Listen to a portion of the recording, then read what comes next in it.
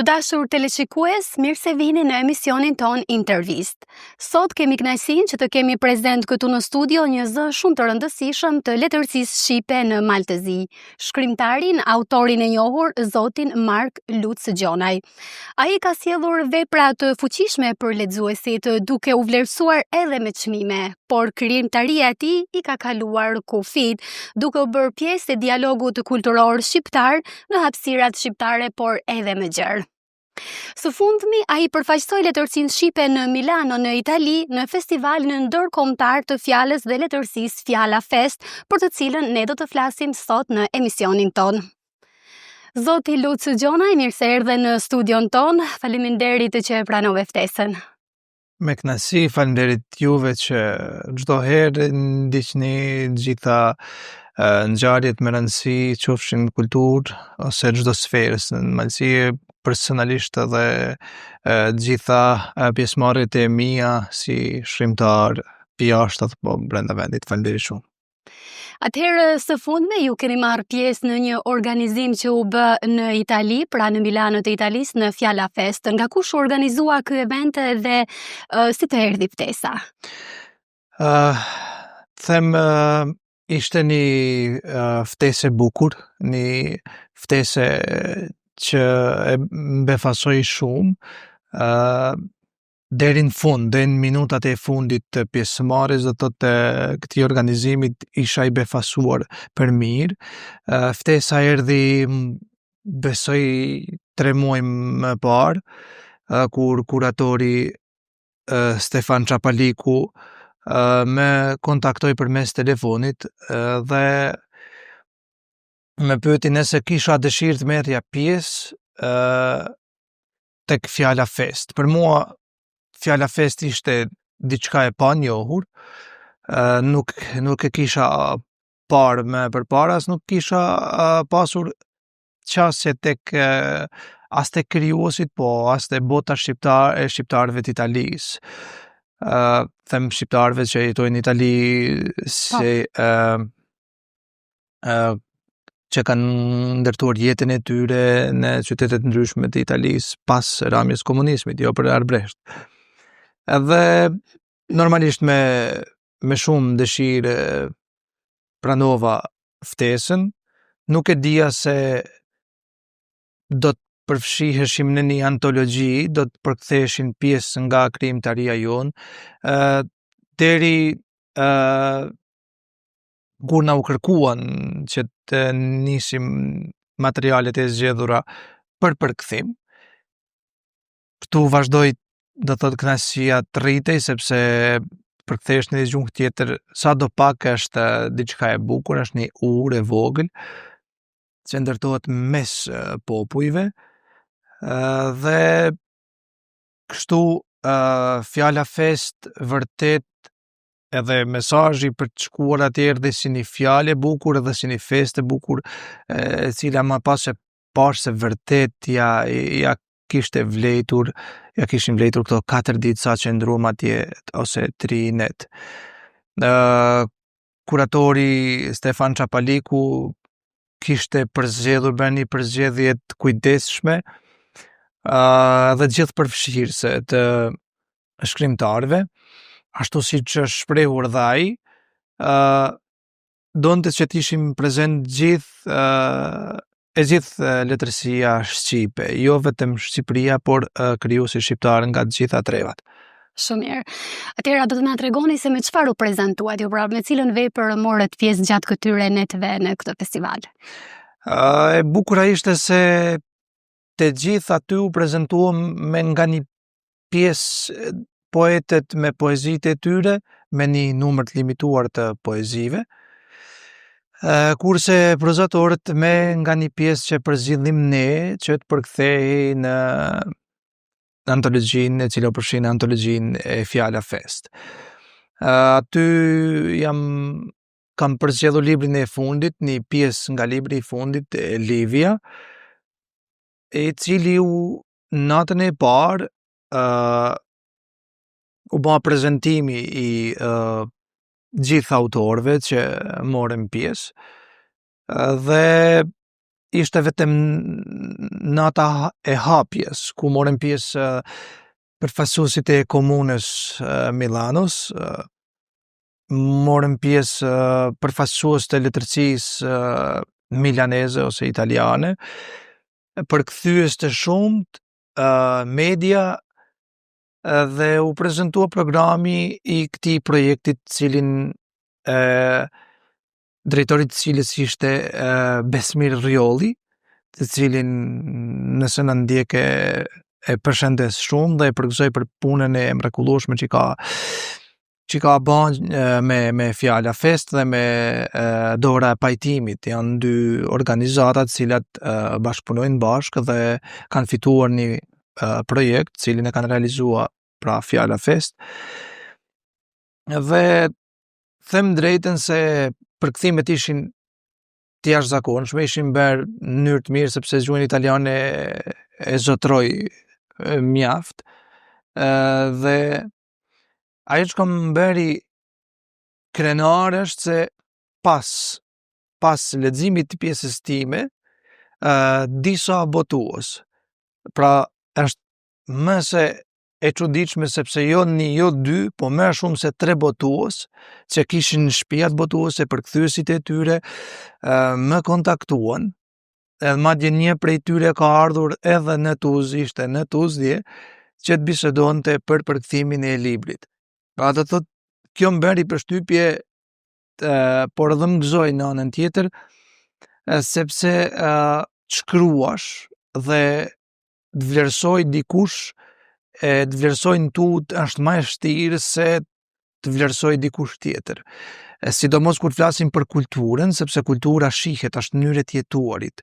Dhe sado që edhe atje te Fjala Fest u dëgjuam edhe nga shkrimtarët edhe nga shkrimtarët italian se leximi ka rënje, rinia lexon më pak.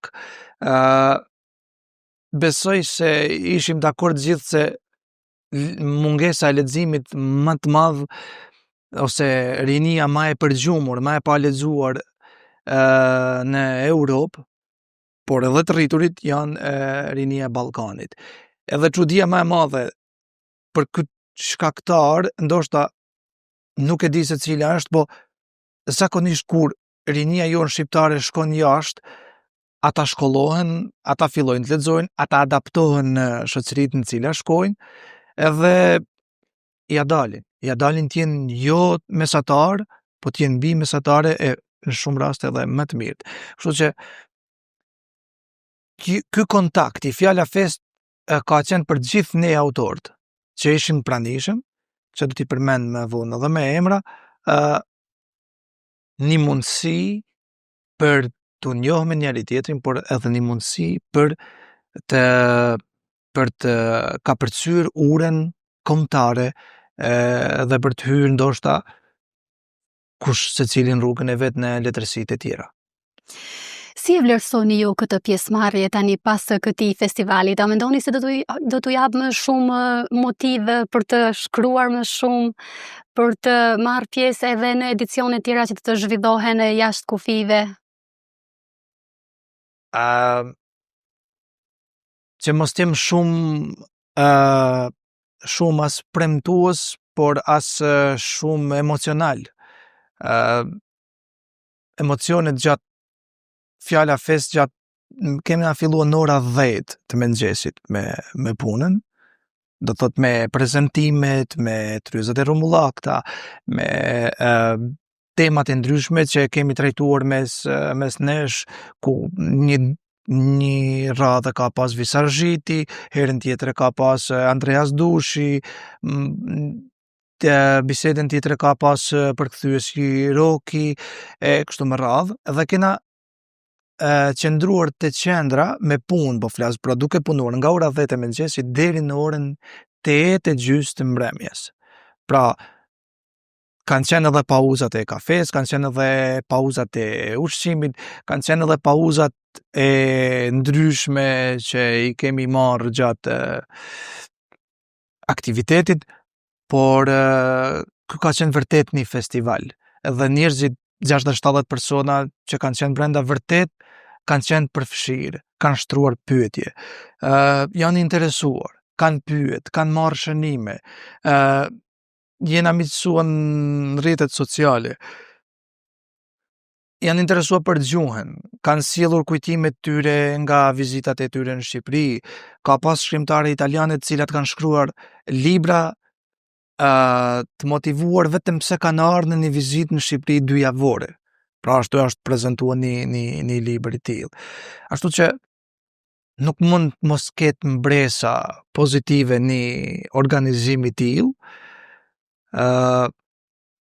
Mendoj se është një mundësi, ashtu siç më është dhënë mua te edicioni i dytë, do të jepet dikujt te edicioni i tretë dhe është, po them, është i mbështetur dhe nga qeveria e Shqipërisë, nga disa ministri që qenë më korrekt nuk duhet përmend sepse do gaboj ndoshta ndonjë, por kena pas edhe përfaqësuesen e ambasadës Shqipërisë në Milano, e cila gjithashtu ka marrë pjesë në një takim dhe ka treguar se janë të angazhuar për ta mbështetur një nisëm të tillë, për çka dhe i përgëzoj.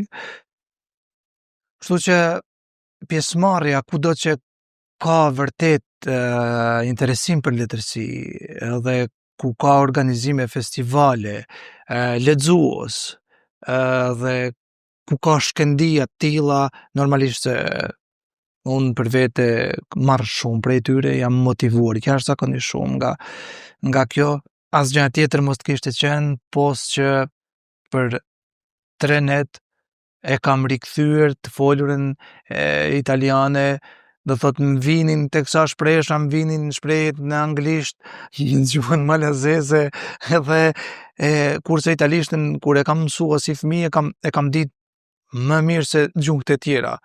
Edhe jo vetëm kjo, por edhe lexuesit italian, cilët kanë ardhur, dhe pastaj i numërojnë shkrimtarë shqiptar që shkruajnë, që i kanë lexuar librat e tyre, të bajnë të mendosh e të rezonosh se sa ne i njohim shkrimtarët italian, sa ne i njohim shkrimtarët e huaj, francez.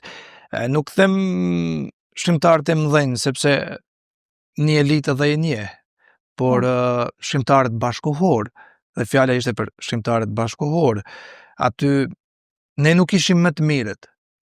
Pra nuk ishte qëllimi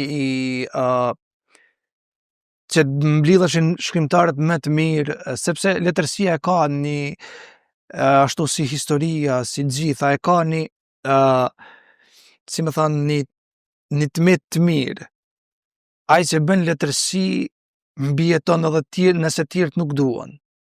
Pra, ai që nuk bën letërsi vdes edhe nëse tjerët e mbështesin, financojnë, e bëjnë bestseller dhe të gjitha. Pra shumica bestsellerve sot nuk njihen, nuk dihen, kurse letërsia, e cila është letërsia, vërtet ajo shihet. Është e njëjtë sikur të bësh një krahasim mes kulturave. Të krahasosh kulturën e Milanos me një qytet tjetër ballkanik, sepse kultura shihet. Leximi shihet, është mënyrë e jetesë, është mënyrë të jetorit çdo ditë. Edhe nuk është nevoja ti tregosh dikujt se ti lexon, ose një shoqëri lexon, ose një shoqëri është e shkolluar. Ajo shihet në implementim, shihet në përditshmëri, shihet në zhvillim. Mirë, atëherë ju e ceket që kishte edhe pjesëmarrës të tjerë nga Shqipëria, figura të njohura, a mund të na veçoni ndonjërin prej tyre, pra mund të cekni emrat e tyre se kush ishin këta pjesëmarrës? Unë do të them me fjalët e Visazhitit, i cili ishim nderuam që ishim së bashku me 8 përfshim në antologji. Visazhiti, por edhe Stefan Çapaliku, u shprehin që këtu është letërsia sot në këtë sallë, është letërsia e bashkohore shqipe. Pra, kena pas poet nga Maqedonia e Veriut, Lulzim Hazirin, një poet mjaft i mirë, edhe një person i jashtëzakonshëm. Pastaj ka qenë Ndue Ukaj nga Kosova, një poet dhe prozator shumë i mirë. nga Mali i Zi kam qenë unë, pastaj të tjerët kanë qenë nga Shqipëria, nga qytetet ndryshme të Shqipërisë, nga Shkodra, deri në jug të Shqipërisë, si Vrion Graçi, Mirela Neni, nëse nuk gaboj, një poetet cilës sapo i kam përfunduar leximin e poezive, edhe pse nga jugu ka përzgjedhur të shkruaj mjaft poezi edhe në keqenisht, por edhe të interferoj të fus fjalë dhe shprehje gege në për poezitë e saj, edhe kjo është e bukura e poezisë, e letërsisë, në përgjithësi, sepse ajo afron, bashkon, është art, të lejon gjitha mjetet t'i përdorësh, është liri. Pastaj nuk përmenda, nuk besoj se do të arriti përmend gjithë me emra, kemi qenë 11-12, nëse mbaj mend mirë, Andreas Dushi, poetja Dushi nga Shkodra, e cila është një zoj, një poete e ranë, them kështu, e kështu me radhë. Mirë, atëherë na fol pak edhe për Jehonën e publik. Si ishte atje publiku dhe a kishte shqiptar, domethënë që ishin të ftuar në publik, po duar trokitjet e tyre, e më pas po media si reagoi, pra ka patur një bujë të medjes që vërtet e kanë transmetuar. Është mbështetur nga rrjetet e televizionit shqiptar, pra ka pas një ekip me 2 kamera, cilë kanë qenë prej hapjes deri në mbyllje, fokusuar të angazhuar për ta përcjellur Fjala Fest. Ka pas edhe media italiane shkruara të radios, cilë kanë ardhur dhe kanë bërë intervista të ndryshme, kanë fotografuar, kanë incizuar, ka pas interesim edhe të pjesëmarrës ka pas, siç thash, dhe italian. Nuk ka qenë numri madh i pjesëmarrësve, kanë qenë deri në 70 persona, por edhe po të kishte më shumë, nuk besoj se ajo sallë do të zinte të tjerë. Fjalët e Besmir Rjollit, që ishte organizatori i edicionit të parë dhe të dytë, ose drejtuesit të Fjala Fest, ishin që është shumë më mirë se edicioni i parë. Pra do thotë, Jehona e edicionit parë ka bërë të vetën dhe besoj se edicioni i dytë akoma më mirë. Përfshirja e gjitha trevave shqiptare mendoj se ka qenë diçka pozitive, sidomos për shqiptarët e Malit Zi, cilëve na mungojnë këto organizime. Ne sfundmit kemi filluar t'i bëjmë edhe në komunën e Tuzit, Ulqini ka kohë që i organizojnë, por të marrësh pjesë, të ftohesh, të përfaqësosh letërsinë shqiptare është mjaft, thot fjala mjaft, por se sa kemi vlerë si shkrimtar, kjo mbetet pastaj diçka tjetër, sepse ka shumë penda shqiptare, të cilat shkruajnë, mirë po përsëri duhet citoj Visargjitin, sepse letërsia shqiptare kohëve të fundit ka filluar të dalin nga levozhga e vet, nga mitet dhe legjendat e veta, nga struktura e cila shkruan vetëm duke ngrënë vetveten.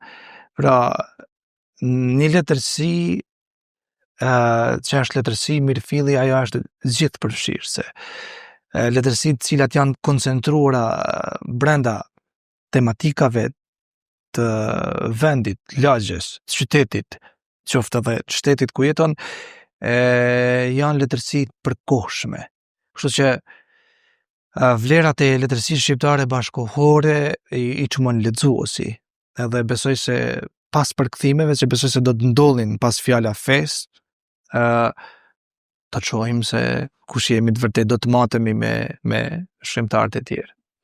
Mirë. Atëherë unë dua të pyes edhe si shkrimtar që je, normal, se çfarë ndryshimesh keni vërejtur ju në interesin për letërsinë shqipe gjatë viteve të fundit? Pra, ka patur ndryshime nga koha kur keni filluar të shkruani deri tani, si ka evoluar ky proces? Letërsia është pjesë e pandashme e kombit, është pjesë e pandashme e kulturës, është pjesë e pandashme e identitetit. Shtetet e forta mu shpreh krejt thjesht, ose shtetet e përparuara, shtetet e zhvilluara, shtetet ku politika bëhet nga njerëz të shkolluar, niveleve të larta të shkollimit. Ata e shtyjnë letërsinë, i rrinë mbrapa letërsisë me buxhete, me plane, qoftë Ministrisë Kulturës, qoftë Ministrisë të Arsimit, qoftë kanë sektore të veçanta, akademi e kështu me radhë, edhe e shtyjnë, e përdorin letërsinë dhe shkrimtarët si ura përfaqësimit, pra si ambasador të më të lirë, ambasador që kushtojnë mas pakut një kombit. Letërsia shqiptare, shqiptarët nuk e kanë luksin, po e quaj luks, sepse kështu kanë qef shumë në Ballkan ta quajnë, po nuk e kanë fatin që të përdoren nga shteti.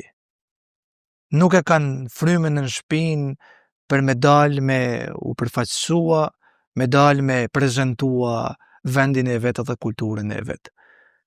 Do thot, a ka interesim më të madh? Ka, por interesimi vjen përmes kanaleve individuale, përmes kanaleve të rrjetit të shkrimtarëve, përmes iniciativave personale.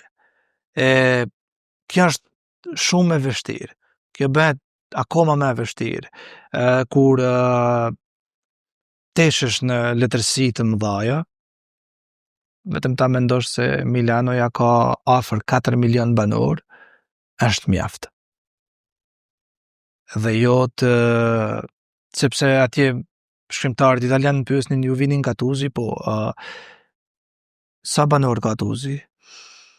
Edhe kur të kurre vinim të numri i shqiptarëve se sa jetojnë në Tuz, ose në përgjithësi në Malzi, ata më pyesnin si a dini shkruani. Edhe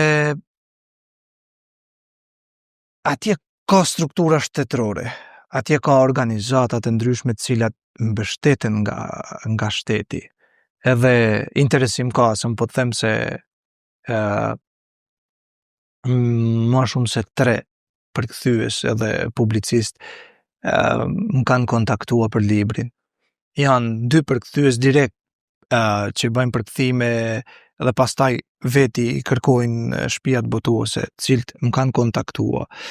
E kanë marrë librin me lexuar. Njëri vetëm se e ka përfunduar mbrëm librin dhe më thotë unë jam i gatshëm që të filloj me punë.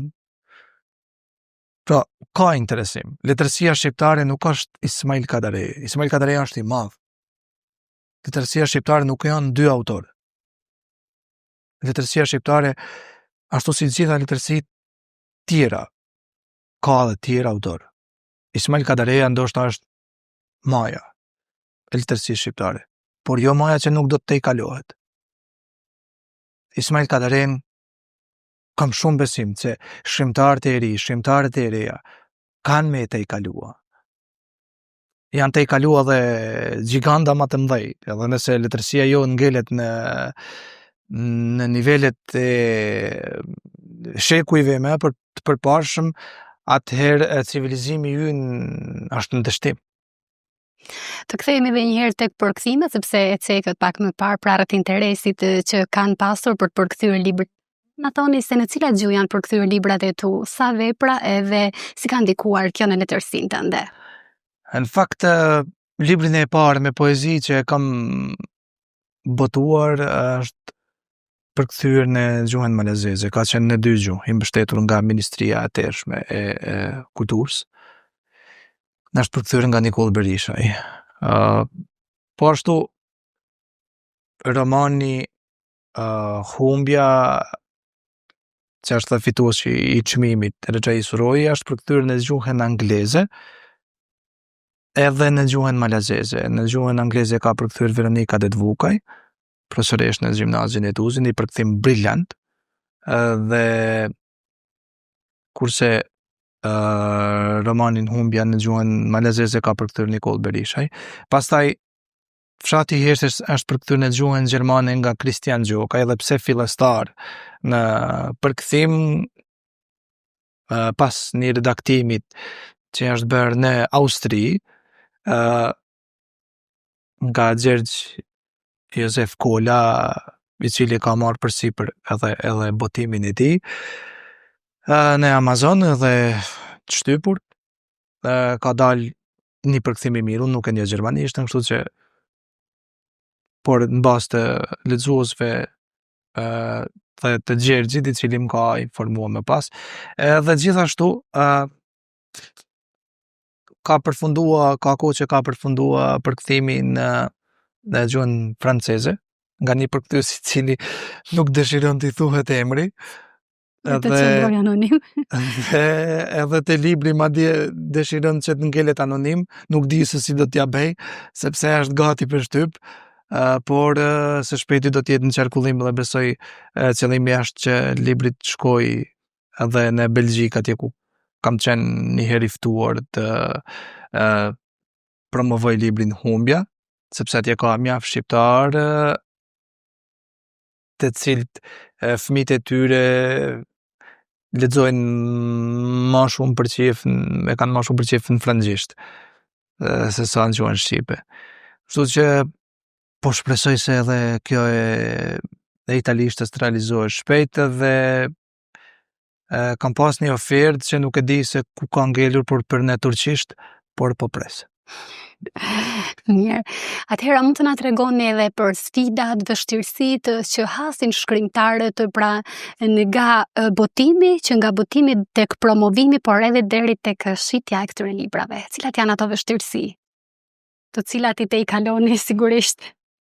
Tash, nëse e mendon letërsinë si biznes, kthehet në problem. Paktën ky është këndvështrimi im. Nëse e trajton letërsinë si gjynaqare, përsëri jem problem.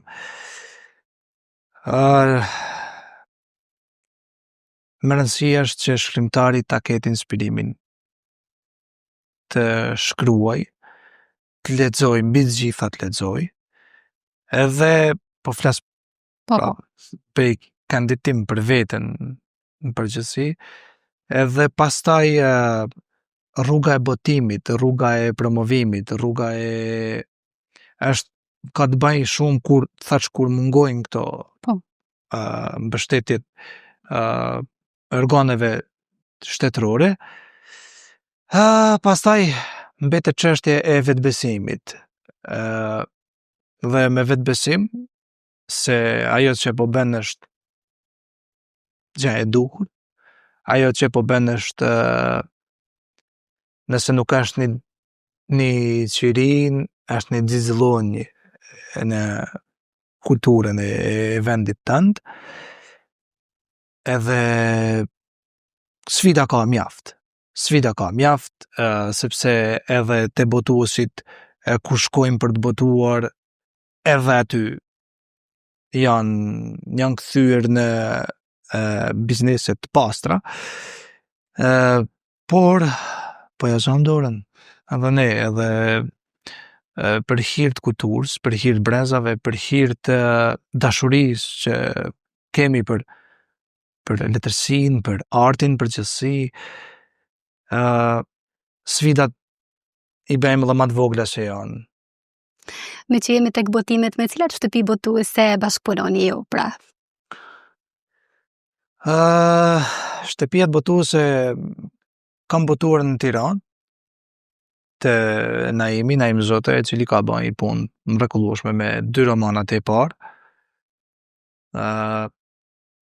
kam botuar në Lezhë te botimet fishta, kam botuar tash s'fundi me që ma kujtuat janë botimet Koliqi në Prishtinë, cilat kanë marrë themi 4 romanat e mi dhe do t'i ribotojnë gjithë, janë përfunduar dizajnimet, janë përfunduar redaktimet përfundimtare gjitha dhe do të besoj se shumë shpejt do të dalin, do t'jenë gjitha një dizajn i ri, tekstet mbeten të njëjta sepse unë nuk kam ndërhyrë në tekste, kështu që gjitha botimet e mia tashmë do t'jenë tek Koliqi, shpresoj se për një kohë të vazhdueshme, shpresoj se edhe t'jetë korrekt ashtu si ka qenë deri tani Bexhet Bici dhe ashtu si që preferon vllai thot, as unë s'do të bëhem milioner, as ti s'do të bëhesh milioner, por punojmë bashkë dhe besoj deri tani është një kënaqësi e madhe që bashkëpunoj me ta. Tani teleshikuesit sigurisht që duan të dinë edhe çfarë projektesh keni planifikuar për të ardhmen, pra që do të merrni pjesë, edhe nëse keni një libër aktualisht që po merreni me të, pra po shkruani apo një libër me poezi, roman apo diçka që do të vijë së shpejti për lexuesit. Po shkrimtarët besoj gjithë dhe çfarë do të shkruajnë, besoj se vazhdimisht shkruajnë nga diçka. Edhe nëse e shkruajnë në një copë letere nuk e ruajnë, ata shkruajnë diçka, krijojnë diçka. Është normale që pas romanit Livia ose pas secilit roman që e kam shkruar, jam ndier në 2 mënyra. 1. I lirt se e përfundova romanin, po të nesërmen jam ndier bosh. Shumë bosh se u shkëputa prej asaj histori dhe vazhdimisht jam në kërkim të temave. Ajo që mund të them është se shkruaj vazhdimisht, me siguri kam qindra faqe shkruara në kompjuter me dorë, dhe besoj se dikun të ardhmen do të vijë edhe një roman për cilin jam duke punuar. Pikërisht për këtë doja të dija se e cike pak më parë, kështu që mund të shtoni diçka më shumë rreth këtij romani.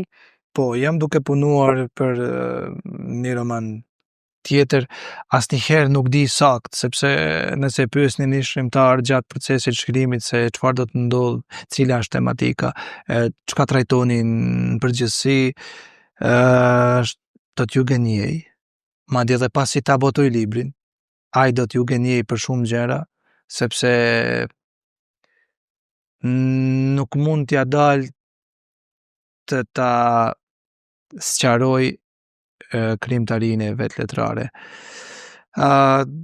Lidhur me vizitën që kemi bërë në Milano, do doja të shtoja të plotësoja një pjesë interesante e cila ka qenë pjesë e organizimit. Ne shkuam të vizitojmë shtëpinë e piktorit njohur shqiptar Kodra. Edhe unë kisha dëgjuar, kisha lexuar, ja njihja stilin, se kush janë shumë pak njerëz që merren, sidomos ata që merren me krijimtari e njohin Kodrën. Edhe kur shkuam në shtëpinë e tij, muze tashmë sepse ka kohë që ka vdekur, brenda shtëpisë së tij visazhiti më thot malsor, thot kthe kokën në anën tjetër që ku ke xheloshin tan. Edhe kur pash ishte në mur, e njoha me njëherë stilin e Xhelosh Gjokaj, që ishte në mur aty, edhe nuk është se u befasova, se unë e dija se ata kanë qenë miq, e dija se ata kanë bashkëpunuar, e dija të gjithën, por shkosh në Milano, gjesh një heshtje që flet, gjesh një malsor atje që e njehet gjithë bota, një malsor i cili ka lënë gjurmë në gjithë botën, ky moment për mua ishte edhe i gëzueshëm edhe një realitet me të cilin u përballova që mësova prej këtij momentit. Që ashtu siç ka thënë Picasso,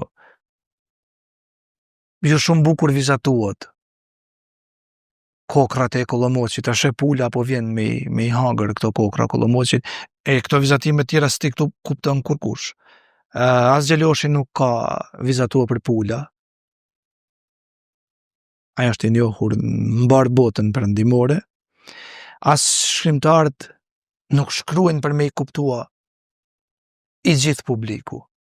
Nuk shkruajnë për me i kuptua një shkrimtar mund të pëlqej, një shkrimtar mund mos të pëlqej, pra nuk shkruajnë për gjithë.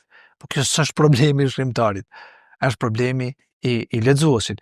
Kështu që edhe ky organizim i vizitës shtëpisë, studios, vendit ku kishte jetuar piktori Kodra, ishte pjesë e mozaikut të Fjala Fest. Do të thotë që vërtet uroj që shkrimtarët tonë nga Mali i Zi t'jenë pjesë të edicioneve tjera, pse jo tentojmë edhe ne ta bëjmë një festival letrar ku shkrimtarët e huaj, po kryesisht shqiptarët të këmbejnë eksperiencat e veta dhe të ndihen vlerësuar. Shumë mirë. Dhe për ta mbyllur, cili do të ishte mesazhi juaj për të rinj shqiptar lidhur me krijimtarinë, pra letërsinë shqipe? Çfarë do ju thojë ti atyre? Dhe sigurisht në fund nëse keni dëshirë dhe të falenderoni dikë, patjetër. Besoj se ata që janë prek nga letërsia, shiko do ta bëj pak më ndryshe. Nëse rrjetet sociale sot janë trend edhe janë përditshmëri edhe janë mjet me të cilin jetojmë, do të thotë janë pa ndashëm. Janë shumë sfera tjera të cilat janë pjesë e jona. Është koha që e kemi për muzikë, është koha që e kemi për studim, është koha që e kemi për familjen, është koha që, po siç e shihni, gjitha këto kohë kanë kaluar, janë limituar, janë zvogëluar gjitha, pra nuk është zvogëluar vetëm lexuesi, nuk është zvogëluar vetëm letërsia. Porësia kryesore është që tentojmë ta përdorim kohën për gjërat të cilat ne i duam. Kjo është më e rëndësishme, kurse krijuesit gjithmonë e dinë, gjithmonë e gjejnë kohën. Krijuesit janë ata që e përdorin kohën për të krijuar. Por porosia më e madhe është për rinin që vetëm ta menaxhojnë kohën e tyre për gjërat të cilat ata vërtet i ndjejnë dhe i duan. Faleminderit shumë. Unë të falenderoj shumë që ishe pjesë e këtij emisioni në studion tonë, sigurisht edhe për rrëfimet e tua në Milano, të cilat vërtet ishin mbretërëse, emocionet e gjithashtu, dhe sigurisht që të presim së shpejti edhe me krijimtari të tjera me penën tuaj. Faleminderit. Faleminderit juve. Shikues të nderuar, ishte kjo intervista që patëm sot këtu në studio. Ne do të ritakojmë sërish në intervistat e radhës. Deri atëherë, bashkë, mirupafshim.